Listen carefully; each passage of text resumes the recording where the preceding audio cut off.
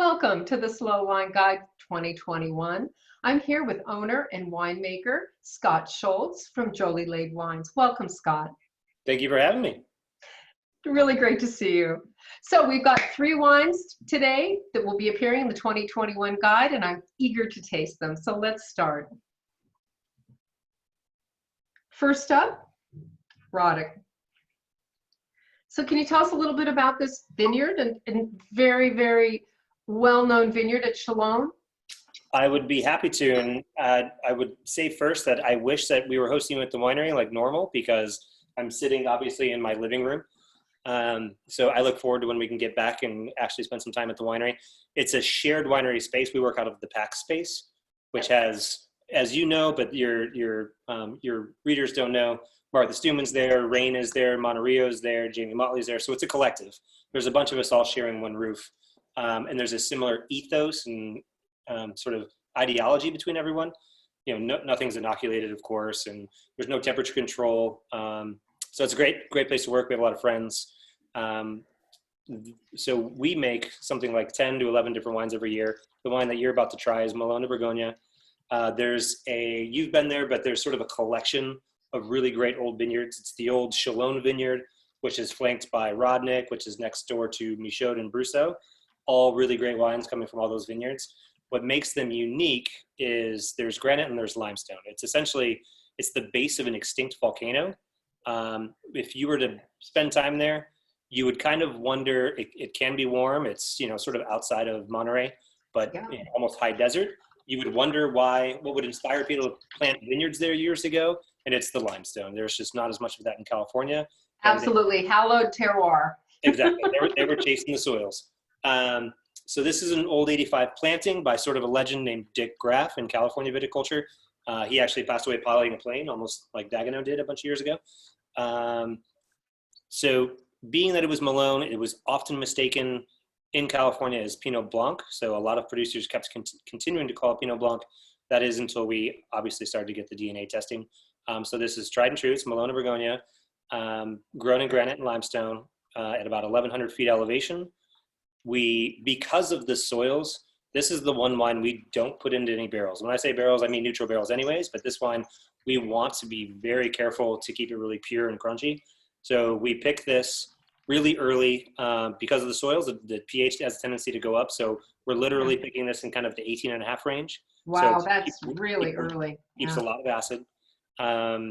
We just, we don't like to tinker with wine. So we just really watch the pH as it's going up.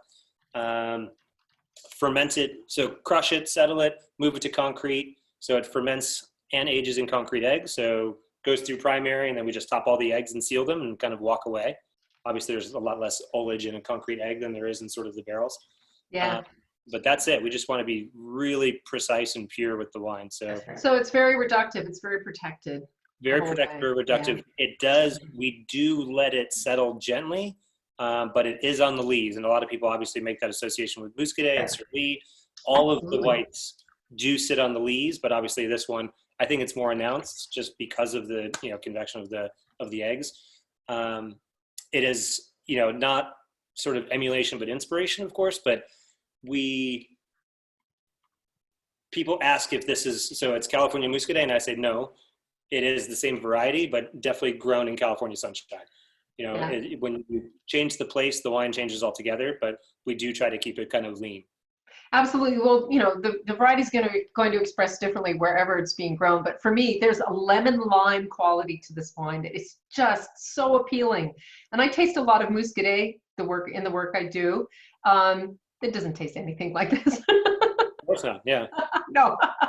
I mean, I just don't get that beautiful lemon lime quality. It's just like a melange of citrus. Really, really special, and it's a very unique wine. Absolutely. Thank you so much for sharing it with us. Thank you very much. And please do tell us a little bit, indulge me, and tell us a little bit about this beautiful label. This is a Peony, right? Indeed. We change the labels every single year, and that was, if I did a movie trailer backstory on myself, I came to California via restaurants and was working in the Napa Valley for the Thomas Keller Group. And coming from a lot of, lauded restaurants, where the wine lists are very worldly. Once I got to California, and in particular Napa, it became very myopic, where people drank, which there's nothing wrong, Very but narrow. very narrow, a lot of Cabernet. Yeah. And I just thought it was so unfortunate that the rest of the world of wine had sort of, been overlooked. So that's why we chose the name. That's why we change the labels every year. We want to really showcase, we champion lesser known varieties, not to your readers, but maybe to some of the general masses. The label changes because, yes, California does pretty consistently have warm weather, but we often have, better or lesser vintages, and we want to celebrate that. It's, they're a byproduct of the year that they were grown. So we do change the labels every single year completely. So it's kind of a failed marketing, but we really like it. This year, we chose Kate Scott. It's kind of like a scanography. It's a photograph that gets scanned, and they're just so pretty, especially laid on the black background. So we just thought they were really stunning, and they really stuck out to me. So we ended up collaborating with her on those. Oh, they're beautiful. I just stared at them all weekend. They're just so beautiful. You could only wish that your garden would produce such beautiful, beautiful blooms. We spend a lot of time agonizing on pairing certain labels with certain wines. And if you were to, you can make that mental association just with the white peony there, and or the red in the Gamay, and you'll see with the Syrah that you're going to taste. So there is an intentional association. Indeed. Okay, that was the question. That's not always the case. Okay, so Parasauri. Let's do Parasauri, and this is the beautiful Gamay Noir, and this is a poppy, right? Indeed. Poppy, beautiful poppy. That is true Gamay, and I only say that because obviously we have what people used to call Napa Gamay here, grown at about 3,200 feet in the Sierra foothills. So it's pink granite, and it was Steve Edmonds. I'm sure you know him well. He took the grower to Beaujolais and said, look at these soils. This is what you have in California. You should be growing Gamay. So they brought material back, started to grow it very slowly. It's taken a long time. I had to wait something like 4 years for us to get enough vines planted to even start making wines off it. And just as you and I were updating our sort of counts, you were surprised to see how much it's grown. But I was. It boomed. Yeah. We've gone from something like 100 cases to now this year, I think we bottled 800 cases of that wine, or 850 or something like that. So it grew exponentially. So it's picked in a couple passes, picked early, obviously to preserve acidity, but I would say that for just about every one of the wines. Yeah. We do start this wine by carbonic maceration. So we put it into a tank as gently as we can. We're just rotating with a forklift. We do seal it. We do a little bit of a pied de coupe. So we'll take something else that's fermenting in the cellar and just get something to add some CO2. So as those grapes are crushing and it's releasing sugar, it's just something to get it started. We seal the tank, let the carbonic happen for something like 5 to 7 days. And it's sort of a loose analogy, but kind of like a souffle. You can't really open the oven. We just no, that stays in there. we keep it sealed. We don't touch it until we kind of feel like it's probably ready. We can check the juice at the bottom to make sure it's fermenting the way that we're hoping it does. Then we take the lid off and we step on it, so it releases the remainder of all that sugar that's that's trapped. Whatever's trapped at that point. They're all fermented intercellularly. So we step on them and let the second half of the fermentation be on the skin. So it's essentially half carbonic and then a little bit whole cluster. So it keeps the aromatics really high and the tannins much lower. So we press it gently and then move it into used puncheons, just neutral puncheons, for 6 months. And then we actually bottle that wine in 6 months, just because we really want to just keep it really young and fresh and preserve the aromatics. You can't help but see a windmill and think Moulin Avant. You can't help but think that, knowing the soil type and then tasting the spiciness and the sapidity of the wine. To me, it's more kind of in keeping with that old world style. We drink a lot of old world wines, and again, it's inspiration, not utter. Right. But the California in the right spots can make wines of that ilk. Right. Well, the stars clearly aligned here. Absolutely. Now, I would absolutely want to drink this wine below room temperature. I would want this wine lightly chilled. Oh, And I don't know how you feel about that. 100%. Yeah, I definitely want it to be a little cool, you know, maybe the top shelf of the wine cooler or something, because I think it just really lends to the vivaciousness of the wine. And that spiciness is that gorgeous kind of flicker of cardamom coming from the whole cluster.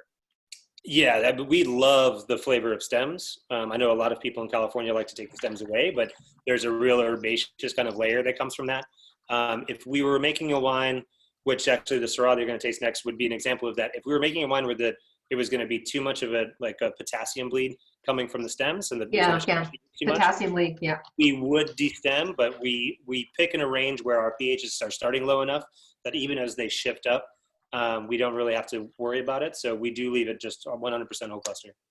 that's interesting. Stefan Vivier was talking to me about the potassium leak the other day. So, like, all right, okay, got it. Avoid that. All right, great. Thank you so much, the Parasauri. Just fantastic. Okay, here is the Yorkville Highlands wine. This wine from the Halcon Vineyard was awarded a great wine in the 2020 guide. Congratulations on that. Thank you very much. You're welcome. And I'm excited to taste the current release for 2021, which is the 2018 vintage, right? So indeed, this is, as we're recording this, this wine won't even be released for a couple more months. Right. So it's just, we bottle it in 11 months, but then we sit on it for another 14 to kind of bottle age. So we do like to bottle things on a little bit on the earlier side, but it's whole cluster Syrah. Definitely needs some time to unwind. So this is a vineyard, as you said, called Halcon. It's about 2,300 feet in elevation. So it's, for where it's at, it's the highest vineyard in California. You're, as the crow flies, something like 15 miles from the coast, but you're looking at the California coast. You're above the fog line. So that keeps the weather, as we spoke about, less diurnal, so less hot and cold shifts, but consistently cooler and really windy. So there's less sulfonated in the vineyard, less mold pressure. It's a really mica, schist, quartz rich. It's very similar to, and literally if you look at the two weather patterns, even comparatively to the Northern Rhone, in particular, Coroti or Ampuy or something, the weathers are almost identical. So that's why he chose the site. Wells Guthrie helped him plant that years ago for Copan. So it's just this really rugged, dynamic site with a mixture of clones of Syrah, Chave Estrella. So we pick it early. Again, we foot stomp it. We keep it all whole cluster. It depends on the year, but it's often fermented in concrete. We do sort of gentle punch downs or pump overs. Syrah has a tendency to like reduction and need some air. Yes, it's reductive, yeah. And then we just put it into neutral barrels and puncheons for 11 months. And then, as we said, that's the 2018. 18 was just profound. And again, California does have generally pretty warm weather, but coming off of 16 and 17 and the fires, and again, fires in 19, 18 was just cool, calm, and collected, very consistent, very no crazy weathers, no hailstorms, no crazy rains. It's just all of the wines from 2018 are just so big on fruit and soft and plush and just very generous and easy to drink. That site for Syrah, as you noted, it gets mistaken for being grown at other places in the world. It has all of the things that we adore about Syrah. It has all the peppercorn and spice and game and fat, and it's so delicious. All the bells and whistles are there, all the markers for, the varietal typicity for Syrah that we search for in bottle after bottle are right there. So that is it. I mean, that is a cherished vineyard, and I think that the 2018 is showing incredible right now. I can only imagine how much more integrated and beautiful it'll be when it actually is released onto the market. So it's so pronounced. Do you think that any of those volatile aromas do they tend to dissipate because it's just leaping out of the glass? It's like jumping out of the glass at me. Do you think does that kind of calm down a little bit as the wine starts to fully integrate? A little bit. I mean, obviously, wines that have been aged for a long time, sort of the kind of more primary kind of fruit characteristics, yes, of course, those dissipate a little bit, and you get the more sort of tertiary kind of umami and soy and all those kinds of things. But the thing that makes that smell like that, or Syrah smell like that, or the pyrazine that's in there, that doesn't really go away. I think some of the bright fruit kind of settles down, but the peppercorn and herbaceousness, that's not going anywhere. Yeah, the rhododendron, which is a Indeed. compound for the pepper, Yeah. it's always going to be there. It's going to be a defining marker for the wine. Well, you definitely know you're drinking monovarietal Syrah. So for someone like me, that's very helpful. There's no guesswork involved. Well, Scott, thank you so much for joining me today and for sharing your delicious wines with us. We really look forward to seeing you in the 2021 guide. I'm so looking forward to getting back to seeing you again as well. All right. Take care. Cheers, guys. Bye. Bye.